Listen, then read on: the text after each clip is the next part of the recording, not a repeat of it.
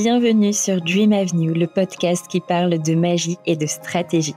Je suis Charlotte, experte en marketing et communication, fondatrice de The Moonway Place. J'aide les entrepreneurs à développer leur business grâce à des stratégies alignées et qui leur ressemblent.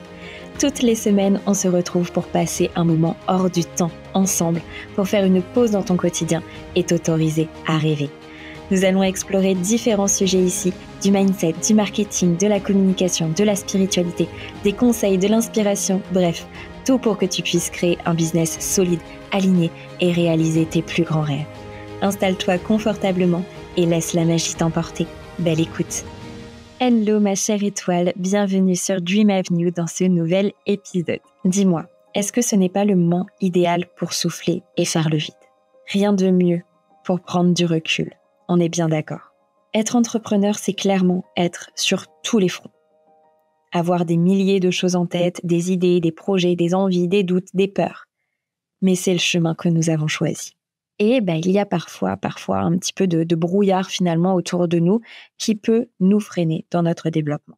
Et en fait, on peut très vite se sentir débordé, avoir ce truc un peu lourd sur les épaules, voir cette montagne devant nous et avoir envie de faire l'autruche. En tout cas, moi, des fois, j'ai envie de faire l'autruche quand je ressens trop de lourdeur sur mes épaules. Sans parler évidemment de gérer notre vie perso, notre vie de femme et même peut-être notre vie de maman. Ça peut très vite être très très compliqué pour nous. Et en toute transparence, ça m'est arrivé il y a 2 ans. J'ai complètement craqué. J'avais trop de travail, trop de charges sur mes épaules. Et puis, je me suis sentie d'un coup très très seule. Et j'ai pleuré toutes les larmes de mon corps. Alors, je pleure très souvent, je suis hypersensible. Mais là, c'était vraiment débordement. Débordement, c'était trop. Je me suis effondrée, clairement. Et c'était juste avant un événement auquel j'allais assister en présentiel. Et en fait, je me suis mis trop de pression. J'avais trop de choses à faire, trop d'envie, trop d'idées. Enfin bref, j'étais complètement submergée. Et tout ça aussi parce que ça faisait des mois que je n'avais pas fait de pause, que je n'avais pas fait le vide. Alors, il était une fois le pouvoir du vide. Avant d'aller plus loin, et comme chaque semaine, je vais te partager le love de la semaine pour qu'on fasse le plein de positivité. Je tiens à remercier aujourd'hui Frédéric, qui est une alchimiste, donc qui fait partie de mon offre Alchimie, de cette belle communauté.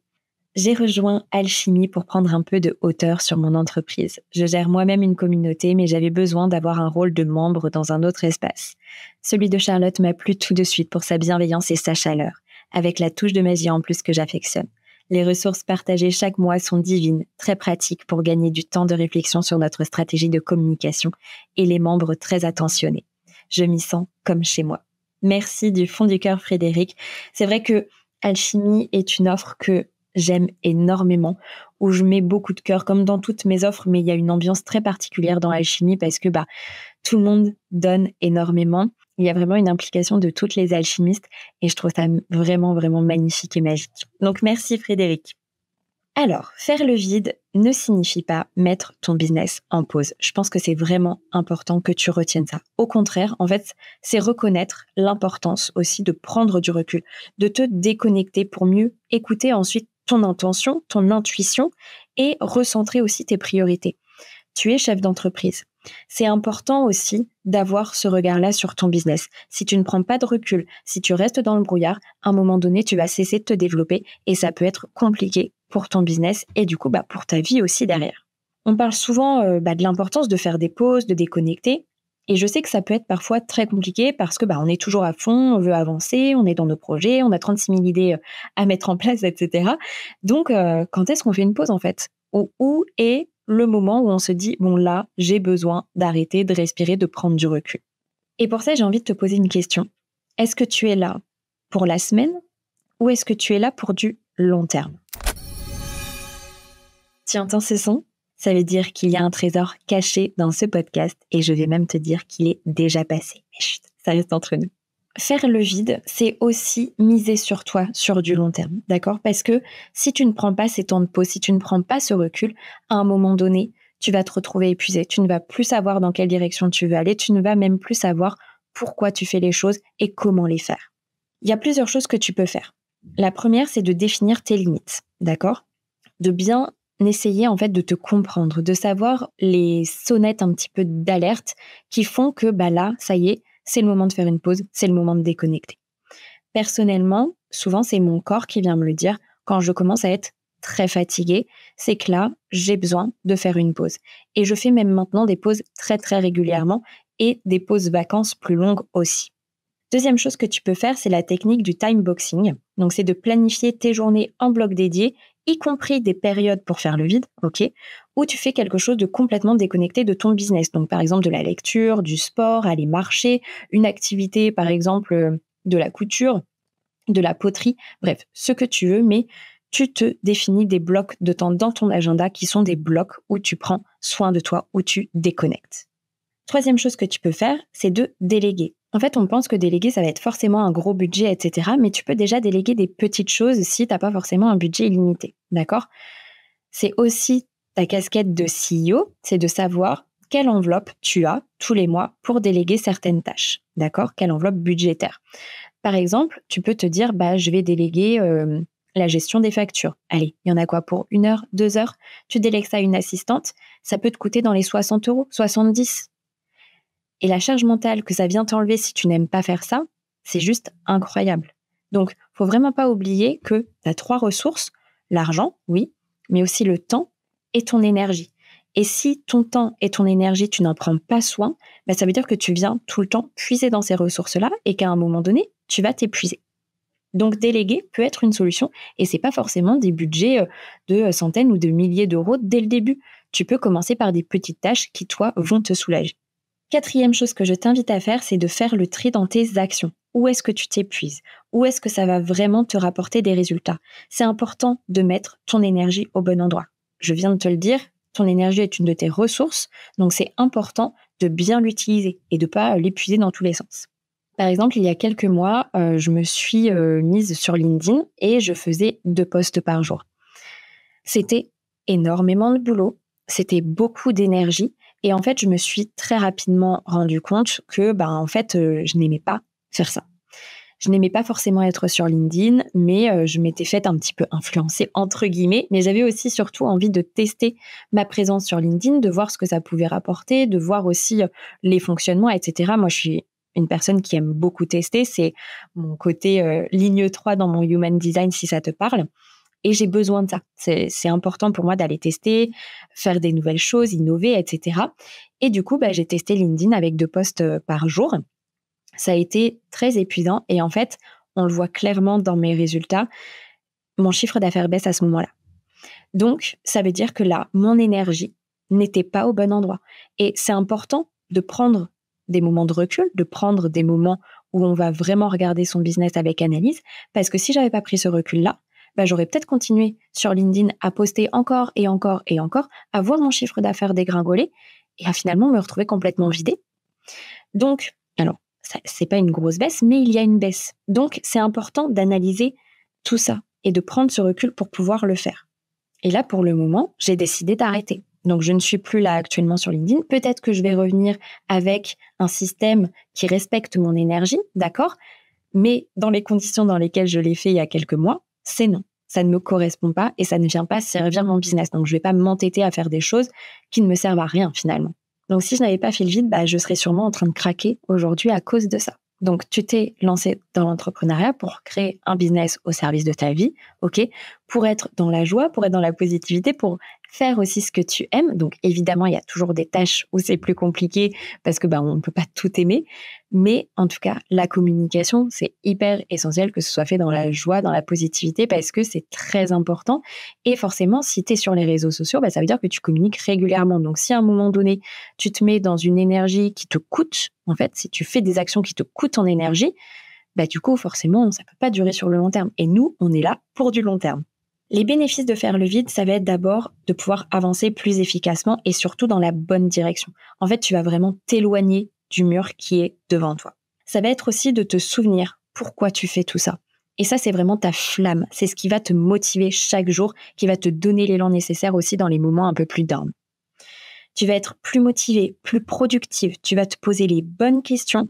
Tu ne t'oublieras plus. Et ça, c'est quand même très, très important. Et surtout, tu vas mettre toutes les chances de ton côté pour avoir un business au service de ta vie. Et ça, c'est absolument ce qu'on veut. Le fait de faire le vide pour se reconnecter à soi-même, ça peut sembler un petit peu contre-intuitif, puisqu'on est dans un monde où tout va super vite, où on est tout le temps, dans le plus. Mais en fait, c'est justement ce qui peut te donner un avantage, d'accord? Parce que pendant finalement que tout le monde est dans sa roue de hamster, toi, tu reprends le lead, tu reprends le pouvoir sur ton business et tu sais exactement où tu vas. T'es pas là à tourner en rond sans avoir de sens. Non, t'avances et tu sais où tu vas. T'as la bonne direction, t'as ta carte, ok? Tu sais. Petite pause avant de te donner ma routine personnelle. Si tu veux me soutenir et m'aider à faire connaître le podcast, tu peux me laisser une note 5 étoiles sur ta plateforme d'écoute préférée. Merci du fond du cœur aux personnes qui prendront le temps de le faire. Alors, j'ai décidé de te partager ma routine parce que je pense que ça peut t'inspirer, ça peut te donner des idées. C'est vraiment une routine qui permet de prendre soin de moi au quotidien. Évidemment, elle n'est pas fixe, d'accord? Elle va vraiment changer en fonction de mes envies et de mes besoins du moment. Donc là, je te partage ma routine, celle que je fais à l'heure où je te parle, d'accord? Donc, je démarre ma journée avec 15 minutes de lecture. Ok, ça peut être du développement personnel, ça peut être un livre plus business, etc. Mais je prends 15 minutes pour lire et je mets mon chrono, d'accord? Je mets mon chrono, un timer, et je compte 15 minutes. Ensuite, je fais ma séance de sport, le matin aussi, donc 5 fois par semaine. Et j'ai vraiment remarqué, ça fait des années que je fais du sport, mais j'avais fait une pause pendant 6 mois. Et j'ai vraiment remarqué un changement aussi. Et tout à l'heure, je te parlais d'une baisse de chiffre d'affaires. C'est aussi à ce moment-là où j'ai arrêté mes routines et de prendre soin de moi. Donc, comme quoi, tu vois, les différents éléments, tout ça, des petites actions finalement qui viennent changer mon quotidien, ça a un vrai impact sur le global. Et à contrario, quand je fais du sport, je vois aussi les bénéfices sur mon business. D'accord? Je fais une méditation à midi, après le déjeuner, et je vais marcher aux alentours de 16h, 17h. Et ça, c'est vraiment la routine que je fais tous les jours pour prendre soin de moi. C'est 4 actions qui me prennent, maximum 1h30 dans la journée, mais qui font que je me sens bien, que j'ai moins de moments down, que je suis plus productive, plus présente, plus impliquée. Et on pourrait se dire 1h30, c'est énorme, mais en fait, 1h30, c'est quand même pas grand-chose. Et en fait, cette 1h30, elle va me permettre de gagner du temps après, puisque je vais être plus productive, plus rapide, plus intentionnelle dans ce que je fais. Et comme je mets mes actions au bon endroit, je m'implique là où il faut, du coup, j'ai ce temps-là. Ok ? Allez, j'aimerais qu'on se prenne 2 minutes ensemble juste pour te déconnecter et prendre le temps de faire le vide. Ok ? Donc, prends une feuille, mets pause sur le podcast si tu as besoin, tu prends une feuille, un stylo près de toi, tu t'installes confortablement, tu respires profondément et tu peux fermer les yeux dès que tu te sens prête. Ok ? Inspire et expire. Encore une fois, inspire profondément et en expirant, imagine que chaque tension de ton corps se dissipe, qu'elle quitte chaque muscle, chaque articulation, te rendant plus légère, plus détendue. Inspire à nouveau et cette fois, en expirant, tu vas visualiser toutes tes préoccupations, toutes tes pensées encombrantes glissant hors de ton esprit, comme des feuilles portées par le vent.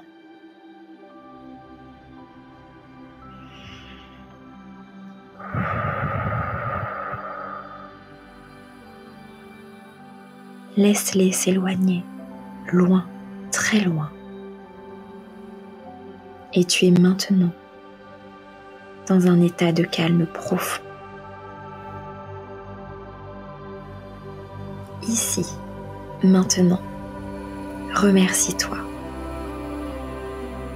Prends conscience de tout ce que tu accomplis au quotidien. Ressens la gratitude envers toi-même.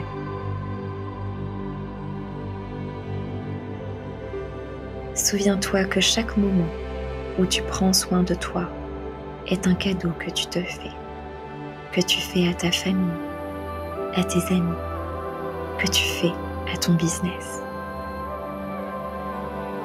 Ces moments de lecture, de sport, de méditation, de marche, toutes ces actions sont une preuve d'amour envers toi-même? Quelle action tu décides aujourd'hui d'intégrer à ta vie? Inspire et expire.